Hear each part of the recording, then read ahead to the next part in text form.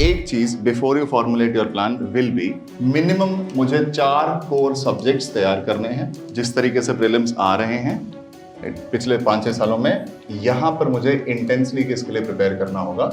Prelims के लिए prepare करना होगा। टेस्ट सीरीज का मतलब क्या है कि आपको पढ़ के हमेशा फीलिंग आने लगेगी कि हाँ मेरे को ऑप्शनल आ गया अपना, बट जब तक आप टेस्ट नहीं लिखते हो तब तक आपको पता नहीं चलता। ऐसा नहीं होगा कि हमेशा हर टेस्ट में आप टॉप 1% या टॉप 2% में आओगे। कुछ टेस्ट ज़्यादा हार्ड होते हैं, कुछ टेस्ट ज़्यादा थोड़े इजी भी होते हैं। You can not pick up any new subject. अगर वो कोर सब्जेक्ट है आप नए से उठा नहीं सकते, इसीलिए तो आपने ये मोटे वाले जो सब्जेक्ट्स हैं ये पहले प्रिपेयर करके रखे हुए हैं। ऑप्शन जो है अपना पहले प्रिपेयर करके रखा हुआ है कि मैं जितना ज़्यादा क्लटर करूँ, मैं जितना ज़्यादा चीज़ें पढ़ लूँ, मैं कंफ्यूज ही होने वाला हूँ, उससे मेरा कोई मदद होगा नहीं। नाउ इफ अगर मुझे अगले साल एग्जाम लिखना है 2027 में, तो मेरी स्ट्रेटजी क्या होगी? अभी क्या मंथ चल रहा है? अभी मंथ चल रहा है जी मेरा जुलाई। अगले साल का प्रीलिम्स कब होगा? प्रीलिम्स होगा in the month of May 2027। अब जुलाई आधा हो ही चुका है, राइट? मई में 23rd, दैट मीन्स कि जोड़ दोगे तो 1 महीना। How many months are this?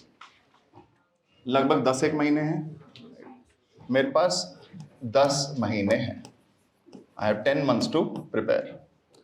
एक चीज before you formulate your plan will be that अगर तो मैं मई में प्रीलिम्स क्लियर कर देता हूं, देन दैट मीन्स कि मेरे को मिलेंगे 2-3 महीने मिलेंगे to do what? To appear for mains of 2027। ये कब होगा? 2-3 महीने के बाद मेंस होगा। You have to always calculate कि अगर मैंने प्रीलिम्स क्लियर कर दिया, मेरा मेंस में क्या हाल होने वाला है, राइट? विच मीन्स की तैयारी आपको कैसे स्टार्ट करनी है? मेंस 2027 से आपको बैक इंजीनियर करके रखना पड़ता है।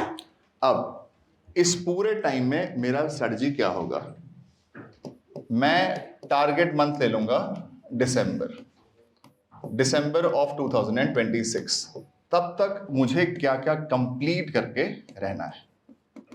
कंप्लीशन किस किस चीज का हो गया होना चाहिए? सबसे पहला, मिनिमम मुझे 4 कोर सब्जेक्ट्स तैयार करने हैं। कौन कौन से? This would be history, polity, geography and economy, right? History में सब कुछ आएगा, ancient, medieval, art and culture, modern, ये चारों चीजें होंगी। जियोग्राफी में हर प्रकार की जियोग्राफी, पॉलिटी एंड इकोनॉमिक्स, ये मेरे कंप्लीट होने चाहिए। कंप्लीट होने का मतलब क्या होता है कि इसके मेरे पास नोट्स हैं। दैट मीन्स अगर मैंने कोई रेफरेंस लिया है, पढ़ाई करी है, तो मैंने वहां से सीखा, राइट? नोट्स मेरे तैयार हैं। इन नोट्स के साथ मेरे शॉर्ट नोट्स भी तैयार हैं। मैं करंट अफेयर्स को रेगुलरली फॉलो करता रहा हूं, प्लस मैंने PYQs तो देखे ही हैं। PYQs हमेशा कैसे करने? चैप्टर खत्म हो जाए एंड इस चैप्टर के रिलेटेड मेंस के सवाल क्या आए हुए हैं, प्रीलिम्स के क्या सवाल आए हुए हैं, साथ के साथ देखते रहना है। कम से कम मैंने ये देख रखा है। This is what I will call मेरे 4 कोर सब्जेक्ट्स डन होने चाहिए। प्लस सबसे इंपॉर्टेंटली मेरा एक ऑप्शनल जो है, 1 ऑप्शनल सब्जेक्ट, ये भी कंप्लीट होना चाहिए। ऐसा क्यों? बिकॉज जनवरी से लेकर मई ऑफ 2027 तक जिस तरीके से प्रीलिम्स आ रहे हैं पिछले 5-6 सालों में, यहां पर मुझे इंटेंसली किसके लिए प्रिपेयर करना होगा? प्रीलिम्स के लिए प्रिपेयर करना होगा। क्योंकि प्रीलिम्स में ऑप्शनल सब्जेक्ट तो आता नहीं है, तो आप जनवरी से लेकर मई तक ऑप्शनल सब्जेक्ट को बहुत ज्यादा नजर नहीं दे पाओगे। You will have to practise a lot. आपने सिर्फ 4 कोर सब्जेक्ट्स करके रखे हुए होंगे, अभी भी आपको 2-3 चीजें और करनी होंगी, विच विल बी, एक तो होगा एनवायरमेंट एंड बायोडाइवर्सिटी, एक होगा साइंस एंड टेक, तीसरा होगा करंट अफेयर्स, राइट? ये 3 चीजें भी मुझे पढ़नी है।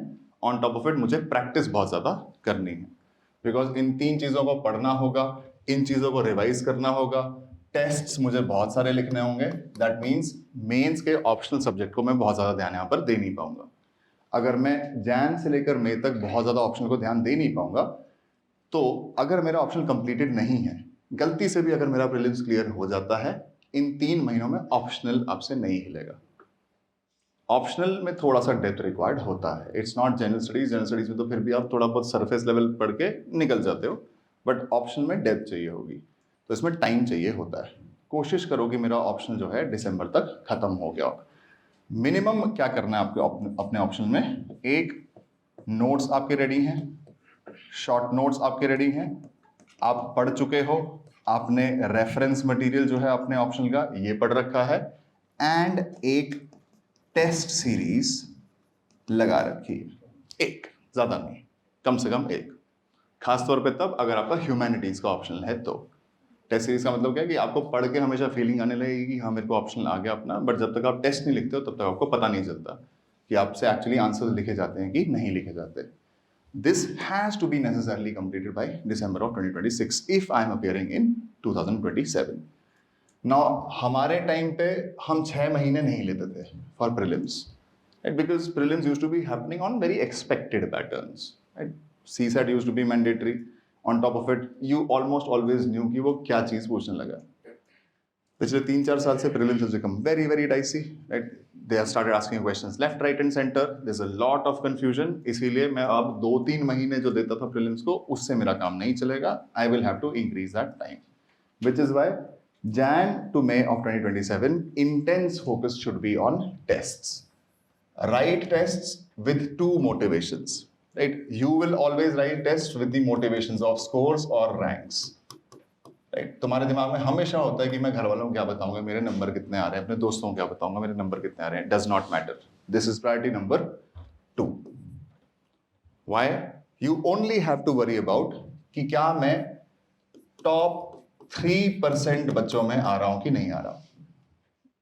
कोई भी मैं टेस्ट लिखता हूं, मेरी रैंक क्या है, is my rank getting me in the top 3% students और नॉट। व्हाई?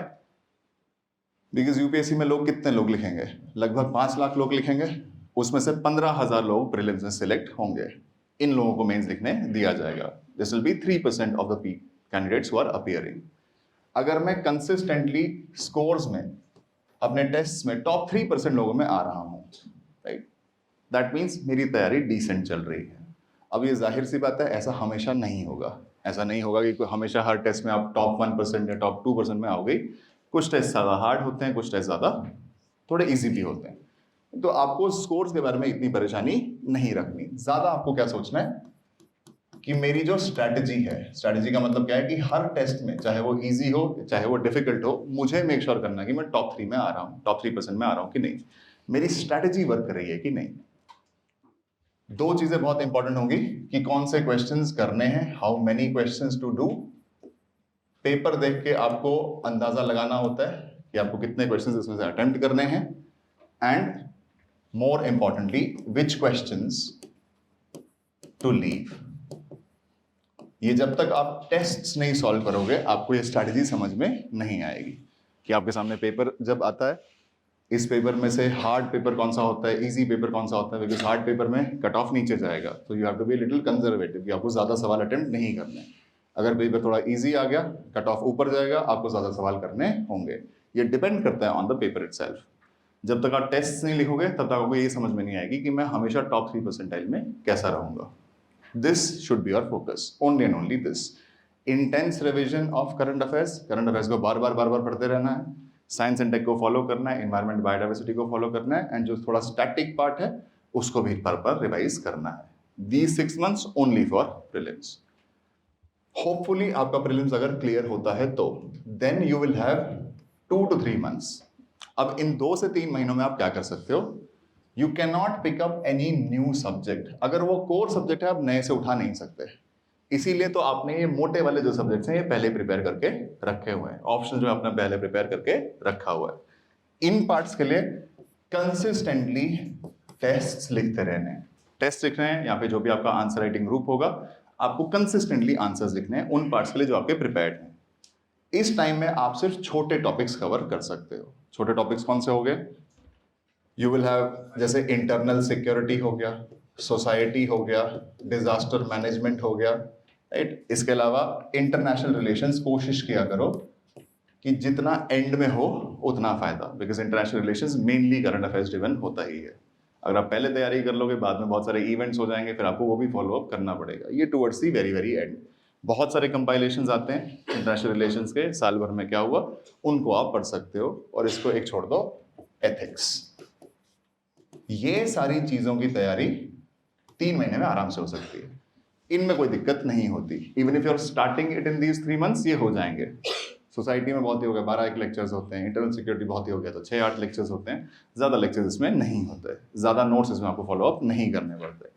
तो आपको ऐसे प्लान करना है कि जब मेंस के लिए मेरे को 2-3 महीने मिलेंगे, मैं कोई भी नई चीज़ तो नहीं पढ़ पाऊंगा, right, except for these things. इन चीज़ों को छोड़ के मैं कोई नई चीज़ नहीं पढ़ पाऊंगा। जो पुरानी चीज़ें विच इज़ ऑप्शनल एंड जो मोटे वाले सब्जेक्ट्स हैं, इनके मुझे बार बार टेस्ट लिखने हैं। Then you will hopefully appear for your mains and then फिर मेंस अल्लाह रखा। Only and only if you are attempting tests, जब तक आप टेस्ट अटेम्प्ट कर रहे हो तब आपकी तैयारी हो रही है। If you are not attempting your tests, that simply means you are simply not preparing. आप प्रिपेयर नहीं कर रहे हो, you are only reading things, it is not going to help you. And please remember, mains के लिए you will understand answer writing, and I have said this multiple times in classes also. आपको answer writing तब तक समझ में ही नहीं आएगी जब तक आप एक फुल लेंथ टेस्ट अटेम्प्ट नहीं करते। Take 1, take 2, take 3 full length test, you will understand what it means to complete a paper. कि जब आपको पेपर कंप्लीट करने निकलना होता है, तुम्हारे पास कितना ही टाइम है, तुम्हारे पास कितना ही स्पेस है टू राइट आंसर्स। अगर आप ये नहीं करते, आप साल भर सोचते रहते हो कि मेरे को जो पढ़ा है वो याद रहता है कि नहीं, कि मैंने कम तो नहीं पढ़ दिया, ये क्वेश्चन मुझे आता नहीं है। Once you start taking tests, you will understand how little you have to write. GS में तो आपको कम ही लिखना पड़ता है। You will then understand answer writing का मीनिंग क्या होता है। इसीलिए इन 6 महीनों में आंसर राइटिंग अगर आप लाइट भी रखो चल जाएगा, इतनी प्रॉब्लम नहीं है। इसको इंटेंसिफाई आपको कब करना है? इंटेंसिफाई करना है आपको इन 3 महीनों में। जितना ज़्यादा प्रैक्टिस करोगे उतना ज़्यादा तुम्हें एग्जाम में रिकॉल होगा।